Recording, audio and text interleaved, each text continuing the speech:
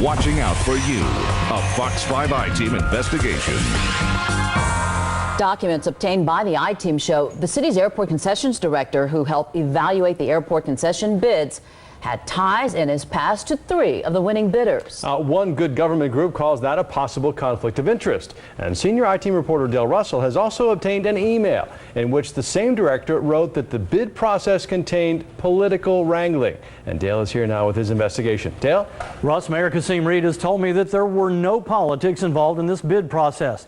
But when many of his fundraisers and campaign supporters ended up winning big, vendors came to us asking all kinds of questions. Some the city are not answering.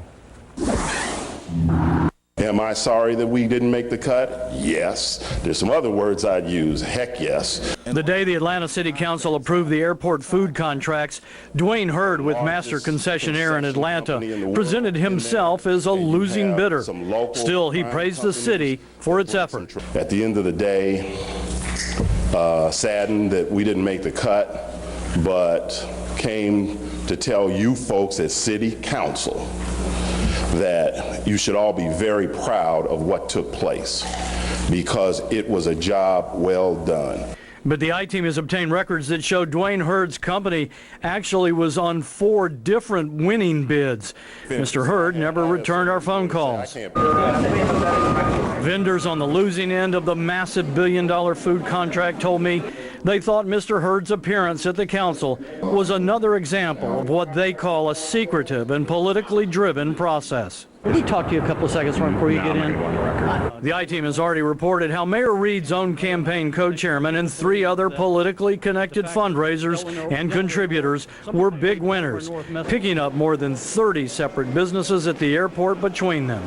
Between the 4 big winners, there were also large supporters of the mayor. They'll receive $1.38 billion out of the $3 billion revenue that's projected for 10 years. Common Cause is a good government group. Director William Perry has raised concerns about the perception that big political contributors were also big winners. We're accusing no one of wrongdoing, but when there's that level of coincidence, the process needs to be examined. I'm sick of it. Mayor Reed has defended the process as open and transparent and said he had no role in the decision. He also lashed out at Common Cause, saying they have their own conflicts of interest. Common Cause, which has driven the media inquiries around this, has so much stain on it that it stinks. That's what's demonstrated as you move across the chart from left to right. Last week, Mayor Reed released the names of the evaluators of the bids. One that has drawn our attention was Paul Brown, the airport concession manager. The I-Team has obtained Brown's own resume on file with the city, which shows he worked with Delaware North Companies and Host Marriott, now HMS Host, both winning bidders. An August 2010 LinkedIn resume shows he once worked with Daniel Halpern's airport food company, Jackmont. It creates a conflict of interest. Perry says a number of vendors had heard the rumors about Brown's work history and expressed concerns to Common Cause. Can somebody who worked for a company give fair and impartial treatment to all companies that are applying for the process? Host said it worked with Paul Brown more than 10 years ago and there was no conflict.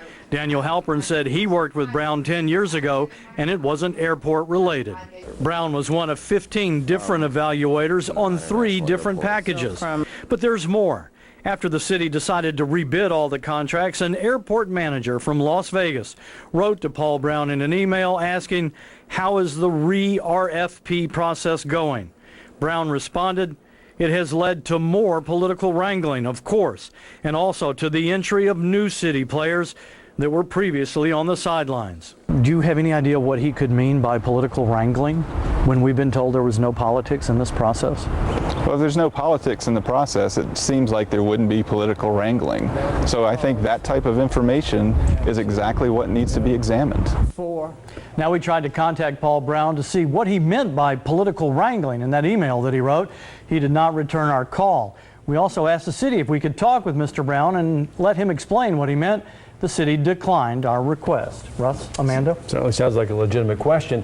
In the meantime, when will all these bid documents be made public, all of them? The word that we're getting from the city now is that they're going to take everything and put it in a room and let all the people that have had an interest in this, from the media to lawyers to losing vendors, and there's a lot of people out there in that network that we have talked to, and to go through it, hopefully with somebody to help them guide through it. I'm told there's going to be literally hundreds of thousands of documents. We're interested in only some specific areas, so it's going to be interesting to see when this is going to be done. I'm told it could be soon. And the interesting thing, too, is that for the public, the traveling public, when you go to the airport and you have certain places you like to stop by and have something to eat or whatever, if they weren't a part of these winning bids, you may not see that business anymore. No, you're They're out. just gone. You're out, Amanda. Wow. In fact, this is a 10-year contract on the food and beverage end, and if you did not win, and there are people out there who are losing their livelihood in a fair bid process, we're told, but are out of the airport for at least 10 years, and there's possibly an extension to that. So this was a serious matter from a business point of view in the city of Atlanta on both prospective bidders and people who were at the airport. Yeah, a lot at stake, that's for sure. Absolutely. Thanks very much. Well, the